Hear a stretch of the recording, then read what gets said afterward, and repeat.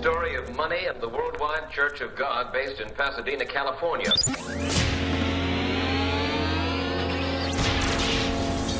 In a church whose 100,000 members each year contribute $80 million. That is more money than is collected by Billy Graham and Oral Roberts combined.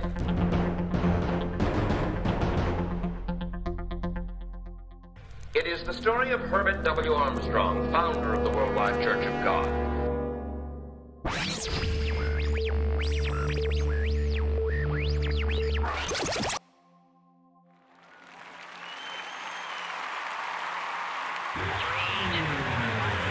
Where do all these tens of millions of dollars come from? They come in response to Herbert Armstrong's interpretation of the Bible, in which Moses says that God commands man to tithe his crop and his herd to the Lord.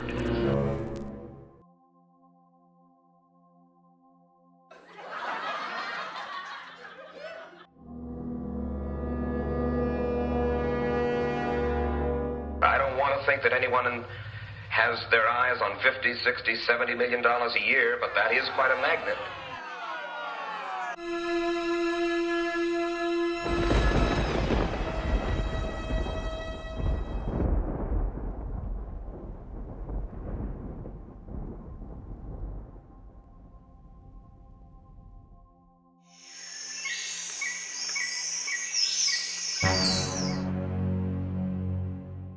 Is there a money scandal of major proportions brewing somewhere under the surface?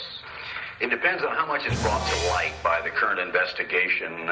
My own personal apprehensions are that there is a scandal, not just spending in the wrong places by the wrong people. It's in effect stealing. I better reserve comment on that. I'm just going to have to wait and see what the legal processes discover in it.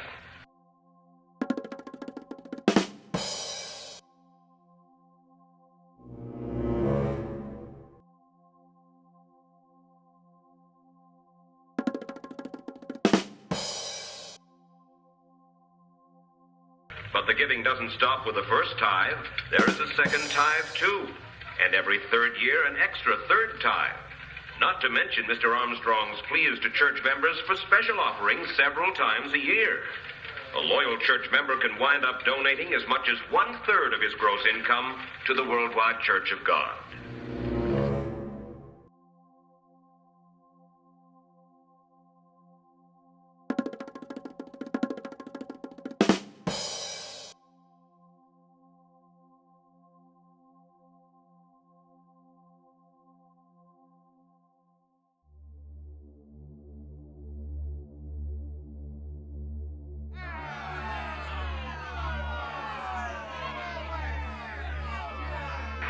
These buildings are testimony to the faith and the money the 100,000 followers of Herbert Armstrong have invested in him over the years.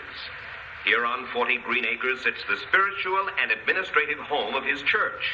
Here, too, is his Ambassador College that he established nearly 30 years ago to train his followers for the work, as he calls it. How much is this whole complex, all of the land, all of the buildings, the entire installation, worth?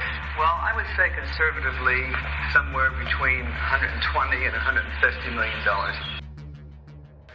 His job puts a multi-million-dollar jet plane at his disposal to fly him anywhere in the world. And on the ground, he is provided with a limousine and chauffeur.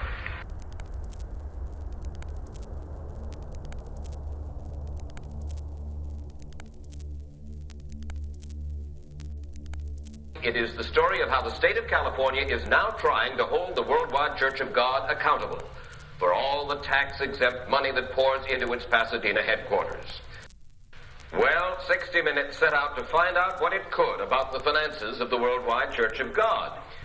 I think people have a constitutional right to be stupid if they want to. They have a right to be generous if they want to. And they have a right to give money to Herbert Armstrong to light cigars with, if that's what they want to do.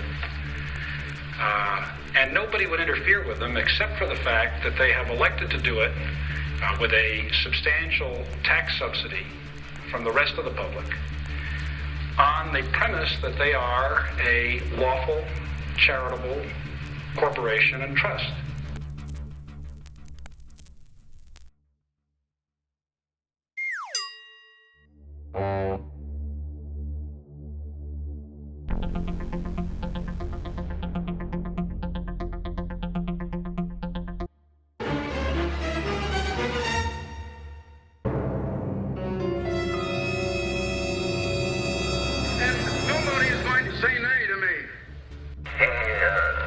made one statement about the world what he knows. Now, I don't know what he thinks he knows that could harm the work.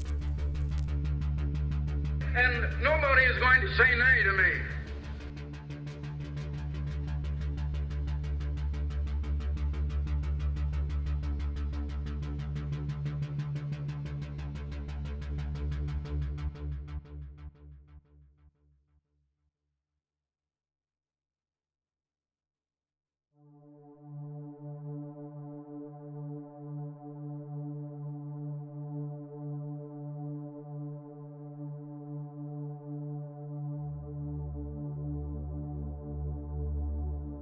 It's awfully hard for me to avoid being painted with the same brush, and I do have a certain degree of culpability in the past because, after all, I was part of it.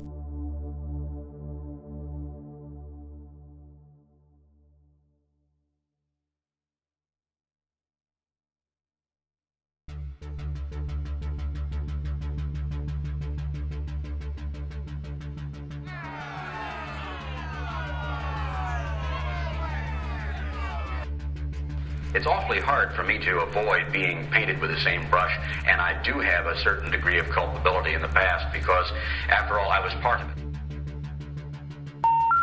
The number you have dialed has been changed. The new number is... Please note, the new number is... What in the world is churchly about all that? Not one thing.